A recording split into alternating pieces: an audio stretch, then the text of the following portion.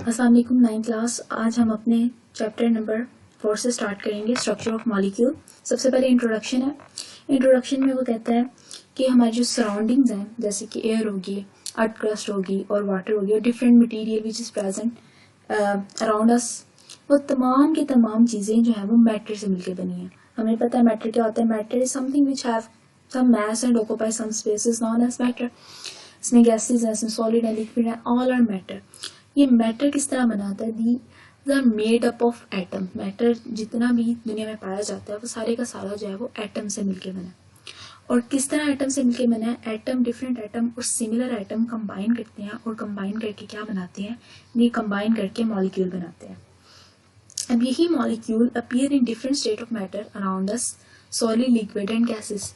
ये हमें हमारे इर्द गिर्द मुख्तलिफ तबी हालतों में नजर आते हैं। कोई चीज़ें हमें सॉलिड नजर आती हैं, लिक्विड नजर आती हैं, या कुछ हमें गैस नजर आती है।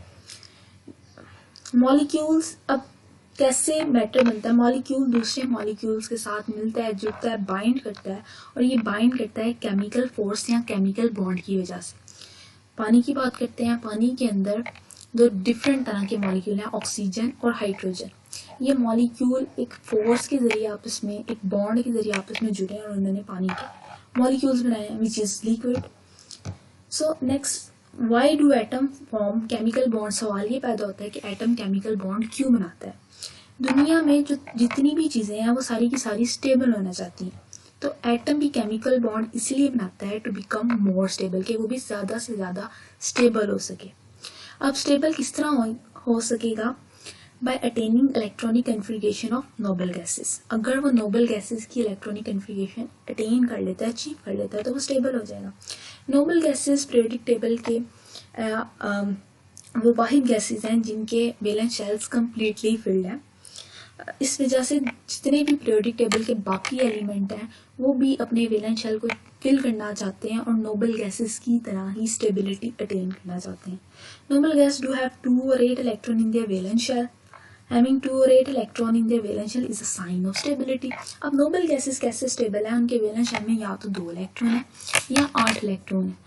वैलेंस शेल में 2 और 8 इलेक्ट्रॉन होने का मतलब ये है कि इलेक्ट्रॉन होने का मतलब ये है कि एटम आपका स्टेबल है। For example, here in helium valence shell में आउटर मोस्ट में 2 इलेक्ट्रॉन प्रेजेंट है।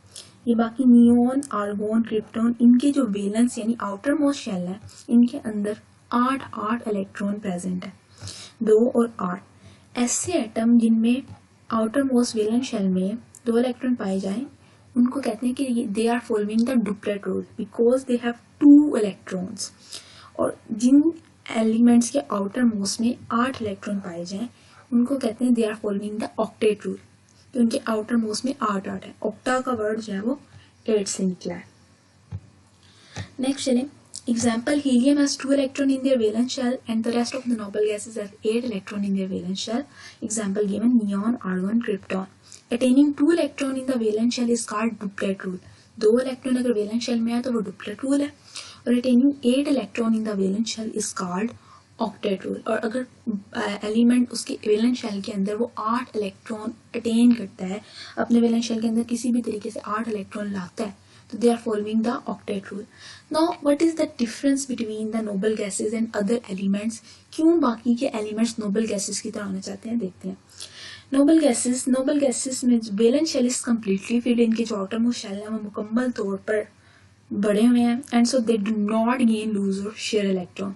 वो ना इलेक्ट्रॉन गेन करते हैं, ना लूज करते हैं और ना शेयर करते हैं। इसी वजह से इलेक्ट्रॉन गेन और लूज और शेयर ना करने की वजह से ये किसी दूसरे एलिमेंट से बॉन्ड फॉर्मेशन में ज़्यादातर हिस्सा भी नहीं लेते। So they are the rarely reactive. ये बहुत कम जो है वो तामुल है, किसी दूसरे एलिमेंट के साथ बहुत कम रिएक्ट करते हैं और बहुत कम जो है वो बॉन्ड बनाते हैं, कंपाउंड्स बनाते हैं। Element other than the noble gases element, valence shell is not completely filled. Valence shell उनका कम्प्लीटली फिल्ड नहीं है, सो दे गेन, लूज और share electron to achieve the electronic configuration of noble gases. So electronic configuration noble gases जैसी हासिल करने के लिए ये गेन करते हैं, लूज करते हैं और शेयर करते हैं, ताकि ये भी नोबल गैसेस जैसे बन जाए। ये गेन करते हैं, लूज करते हैं, शेयर करते हैं। गेन, लूज और शेयर के दौरान ही ये दूसरे एलिमेंट के साथ बॉन्ड फॉर्मेशन में हिस्सा लेते हैं। Now the question is how an atom can accommodate 2 or 8 electron in their valence shell, in its valence shell, कि उसके valence shell में किस तरह 2 या 8 इलेक्ट्रॉन आ सकते हैं by giving valence shell electron, या वो अपने valence shell के electron they they. Let's take an example. Sodium के valence shell में 3 इलेक्ट्रॉन होते हैं. अगर वो अपना एक इलेक्ट्रॉन दे दे तो वो डुप्लेट रूल को फॉलो कर सकता है. by gaining electron from other atom, दूसरे एटम से इलेक्ट्रॉन गेन कर ले. या अब सोडियम के आउटर मोस्ट में 3 है, ऑक्टेट 8 करने के लिए से 5 चाहिए, तो कहीं से 5 सोडियम ले भी सकता है. By sharing valence electron with other atoms, या किसी दूसरे एटम के साथ ये शेयर कर ले. तो 3 तरीकों से जो है वो एटम अपना ऑक्टेट या डुप्लेट रूल फॉलो कर सकता है, गेन, लूज और share. It means every atom has a natural tendency to have 2 or 8 electron in its valence shell. इसका मतलब है कि हर जो एटम है उसकी कुदरती सलाहियत होती है कि उसके वैलेंस शेल में या तो 2 या 8 इलेक्ट्रॉन आए. The atom having less than 2 or 8 electron in valence shells are unstable. अगर किसी एटम में 2 या 8 से कम इलेक्ट्रॉन है तो इसका मतलब है वो एक जो एटम है अनस्टेबल है. फॉर एग्जाम्पल हाइड्रोजन की बात करते हैं, हाइड्रोजन के पास सिर्फ एक इलेक्ट्रॉन, 2 नहीं है, 8 नहीं है, हाइड्रोजन अनस्टेबल है. इसी तरह भी मैंने सोडियम की बात की थी, सोडियम के आउटर मोस्ट में 3 इलेक्ट्रॉन है, 8 कंप्लीट नहीं है, 2 नहीं है. सोडियम भी क्या है, अनस्टेबल है. अब सवाल ये आता है कि कौन से पीरियोडिक टेबल के एलिमेंट गेन करेंगे इलेक्ट्रॉन, कौन से शेयर करेंगे, कौन से लूज करेंगे. सो पीरियोडिक टेबल में जो फर्स्ट, सेकंड और 13 ग्रुप है, they usually lose electron. How? पहले ही ग्रुप के मेंबर के आउटर मोस्ट शेल में सिर्फ एक इलेक्ट्रॉन है. To complete their octet, 8 complete करने के लिए उनको चाहिए कि वो 7 इलेक्ट्रॉन किसी से ले लें. But it is very difficult. 7 electron किसी से लेना बहुत मुश्किल है, एक लॉस करना बहुत आसान है. तो वो क्या करते हैं, एक अपना लॉस कर देते हैं. इसी तरह सेकेंड ग्रुप के आउटर मोस्ट में 2 इलेक्ट्रॉन है, इनके लिए भी 6 गेन करना बहुत मुश्किल है, तो ये भी 2 लूज करते हैं. 13 ग्रुप वाले 3 लूज करते हैं. तो ये लूज करने की वजह से इनके ऊपर पॉजिटिव चार्ज आता है. नेक्स्ट बात करते हैं कार्बन के ग्रुप की, ग्रुप 14 की. ग्रुप 14 के आउटर मोस्ट में 4 इलेक्ट्रॉन है. So it's very difficult to lose और गेन इलेक्ट्रॉन. कंप्लीटली गेन भी नहीं चार्ज किए जा सकते और कंप्लीटली चार्ज लूज भी नहीं किए जा सकते. यूजुअली इस ग्रुप के मेंबर जो हैं वो इलेक्ट्रॉन 4 इलेक्ट्रॉन किसी दूसरे एटम से शेयर करते हैं. 15, 16 और 17 ग्रुप की बात की जाए तो 15 ग्रुप के आउटर मोस्ट में 5 इलेक्ट्रॉन है, 16 ग्रुप के आउटर मोस्ट में 6 इलेक्ट्रॉन है और 17 ग्रुप के आउटर मोस्ट में 7 इलेक्ट्रॉन है. इलेक्ट्रॉन का नंबर काफ़ी हाई है, तो ये अपने इलेक्ट्रॉन लूज नहीं करते बल्कि इनकी कोशिश है कि कहीं ना कहीं से गेन कर लें. फॉर एग्जांपल फ्लोरीन के आउटर मोस्ट में 7 इलेक्ट्रॉन है, अपना ऑक्टेट कंप्लीट करने के लिए इसे 1 इलेक्ट्रॉन चाहिए, तो ये 1 इलेक्ट्रॉन किसी भी दूसरे एटम से क्या करता है, गेन कर लेता है. अब केमिकल बॉन्ड की बात करते हैं. सबसे पहले डेफिनेशन है, a chemical bond is defined as a force of attraction between atom that hold them together in a substance. Chemical bond वो बॉन्ड है, उसमें बेसिकली होता क्या है कि 2 एटम के दरमियान कुव्वत कशिश होती है. वो 2 एटम एक दूसरे को अट्रैक्ट करते हैं और उस अट्रैक्शन की वजह से वो सब्सटेंस के अंदर टाइटली और क्लोजली पैक रहते हैं, अपनी जगह से हिलते नहीं हैं. In other word, during bond formation there is more force which hold the atom together. दूसरे लफ्जों में बॉन्ड फॉर्मेशन के दौरान जो है वो फोर्स जो है, फोर्स की वजह से 2 एटम एक दूसरे के साथ जुड़े रहते हैं. For example here in sodium chloride, ये एक सोडियम क्लोराइड सब्सटेंस है. इसमें सोडियम और क्लोराइड एक दूसरे के साथ टाइटली पैक है. ये टाइटली पैक क्यों है, बिकॉज फोर्स ऑफ अट्रैक्शन, इनके दरमियान फोर्स ऑफ अट्रैक्शन है और सोडियम जो है वो क्लोरीन के साथ टाइटली पैक है और एक सब्सटेंस बना रहा है. Attaining of 8 electronic configuration outermost shell is octet rule, but for the element like hydrogen and helium which have only s subshell, this become duplet rule. Periodic table के 2 elements ऐसे हैं, hydrogen और helium, उनके पास एक shell है और एक ही सब शेल है, एस सब शेल. और वी नो दैट कि एस सब शेल में ज़्यादा से ज़्यादा 2 इलेक्ट्रॉन आ सकते हैं. तो इस वजह से हीलियम और हाइड्रोजन डुप्लेट रूल को फॉलो करते हैं, क्योंकि उनके पास एक एस सब शेल है और एफ सब शेल में ज़्यादा से ज़्यादा 2 इलेक्ट्रॉन आ सकते हैं. नेक्स्ट उसके बाद केमिकल बॉन्ड की टाइप्स हैं. इसकी मेन टाइप्स में आयनिक बॉन्ड है, कोवलेंट बॉन्ड है, कोऑर्डिनेट कोवलेंट बॉन्ड है, मेटालिक बॉन्ड है। आयनिक बॉन्ड की सबसे पहले बात करते हैं। आयनिक बॉन्ड जो है वो अगर दो ऐसे एलिमेंट हैं जिनके दरमियान इलेक्ट्रोनेगेटिविटी डिफरेंस ज़्यादा है तो ऐसे एलिमेंट्स के दरमियान जो है जो बॉन्ड बनेगा वो आयनिक बॉन्ड होगा। जैसे ग्रुप 1 और ग्रुप 17, इनके दरमियान इलेक्ट्रोनेगेटिविटीज का डिफरेंस बहुत ज़्यादा है। इलेक्ट्रोनेगेटिविटीज का डिफरेंस ज़्यादा होने की वजह से ये आयनिक बॉन्ड बनाते हैं। जैसे कि सोडियम अपना एक इलेक्ट्रॉन लूज कर देता है, सोडियम पॉजिटिव आयन बन जाते हैं। क्लोरीन वही एक इलेक्ट्रॉन गेन करता है और क्लोरीन नेगेटिव आयन बन जाता है। ये पॉजिटिव और नेगेटिव चार्ज आने की वजह से इनके दरमियान एक फोर्स डेवलप हो जाती है, name as electrostatic force. Ions की वजह से, इलेक्ट्रॉन्स की वजह से एक फोर्स डेवलप हो जाती है, हम उसे इलेक्ट्रोस्टैटिक फोर्स कहते हैं। ये फोर्स इतनी स्ट्रॉन्ग होती है कि ये सोडियम और क्लोरीन को टाइटली पैक रखती है, पॉजिटिव और नेगेटिवली चार्ज आयंस को टाइटली पैक रखती है और आयनिक बॉन्ड बनाती है। So ionic bond form due to the electrostatic force.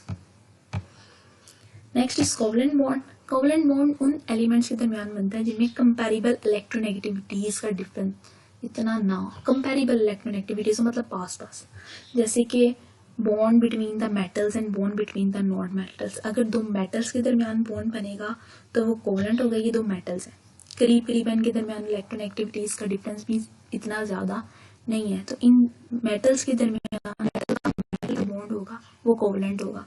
Non metal का नॉन मेटल के साथ जो बॉन्ड होगा वो कोवलेंट बॉन्ड होगा। जैसे कार्बन और ऑक्सीजन का, दोनों नॉन मेटल है, इनकी इलेक्ट्रोनेगेटिविटीज का डिफरेंस भी इतना ज़्यादा नहीं है, तो जो बॉन्ड बनेगा वो कोवलेंट बॉन्ड होगा। कोवलेंट बॉन्ड में ज़्यादातर इलेक्ट्रॉन शेयर करते हैं। कार्बन इलेक्ट्रॉन ऑक्सीजन के साथ शेयर करेगा, ऑक्सीजन अपने इलेक्ट्रॉन कार्बन के साथ शेयर करेगा। जब ये दोनों इलेक्ट्रॉन शेयर करेंगे तो इस तरह को हम कहते हैं म्यूचुअल शेयरिंग, बाहमी, दोनों मिल के शेयर करें। और वन साइडेड शेयरिंग, इसमें वन साइडेड शेयरिंग भी होती है। फॉर एग्जाम्पल कार्बन शेयर कर रहा है, ऑक्सीजन नहीं कर रहा, या ऑक्सीजन अपने इलेक्ट्रॉन शेयर कर रहा है, कार्बन शेयर नहीं कर रहा। नेक्स्ट है जो what happen when two atom come closer. जब दो एटम पास आते हैं तो क्या होता है, ये दो एटम है, ये पास आए, इनके न्यूक्लियस, दोनों के न्यूक्लियस के दरमियान और दोनों के इलेक्ट्रॉन्स के दरमियान रिपल्सिव फोर्सेस भी हैं। एक के न्यूक्लियस और दूसरे के इलेक्ट्रॉन और पहले के न्यूक्लियस के दरमियान जो फोर्सेस हैं अट्रैक्टिव फोर्सेस भी हैं। मतलब जब ये पास आते हैं तो दो तरह की फोर्सेस हैं, attractive forces and repulsive forces. इस वजह से क्या होता है, अगर तो रिपल्सिव फोर्सेस ज़्यादा हो गई हैं, रिपल्सिव फोर्सेस बहुत ज़्यादा हो गई हैं, रिपल्सिव फोर्सेस ज़्यादा होने की वजह से एनर्जी लेवल हाई हो जाएगा, डिस्टर्ब हो जाएंगे और एटम एक दूसरे के पास नहीं आ पाएंगे और बॉन्ड नहीं बनेगा। अगर अट्रैक्टिव फोर्सेस ज़्यादा हैं, न्यूक्लियस और इलेक्ट्रॉन के दरमियान फोर्सेस ज़्यादा हैं, तो अट्रैक्टिव फोर्सेस ज़्यादा होने की वजह से एटम एक दूसरे के पास आएंगे और केमिकल बॉन्ड फॉर्मेशन हो जाएगी। If net attractive forces dominate molecular energy lowered, bond form. If repulsive forces dominate, अगर repulsive forces ज़्यादा हो जाती हैं, molecular energy become high, no bond will form.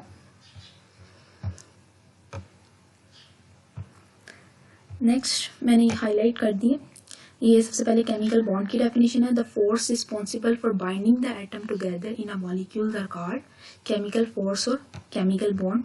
उसके बाद ये स्टेबिलिटी, द स्टेबिलिटी मीन कि having 2 or 8 electron in valence shell is a sign of stability. उसके बाद ऑक्टेट और डुप्लेट रूल की डेफिनेशन है। यहाँ पे एक क्वेश्चन बनता है, why noble gases are least reactive? Their atom do not have vacant space in their valence shell to accommodate extra electron because they already have 2 or 8 electron. इनके valence shell में 2 और 8 electron है, इनको ज़रूरत ही नहीं है। Therefore, noble gases do not gain, lose or share electron. That is why these are least reactive और non-reactive. ठीक है। उसके बाद how atom can accommodate 2 or 8 electron by giving valence shell electron, by gaining valence shell electron और by sharing valence shell electron. उसके बाद यहाँ पे केमिकल बॉन्ड की डेफिनेशन है, ऑलरेडी बोल्डेड है, हाईलाइटेड है। उसके बाद यहाँ पे क्वेश्चन बन सकता है which element follow duplet rule, क्योंकि दो ही ऐसे एलिमेंट है जो डुप्लेट रूल फॉलो करते हैं।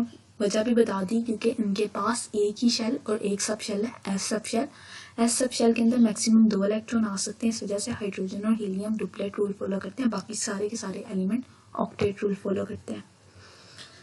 उसके बाद जी यहाँ तक देखिए, अल्लाह हाफिज़।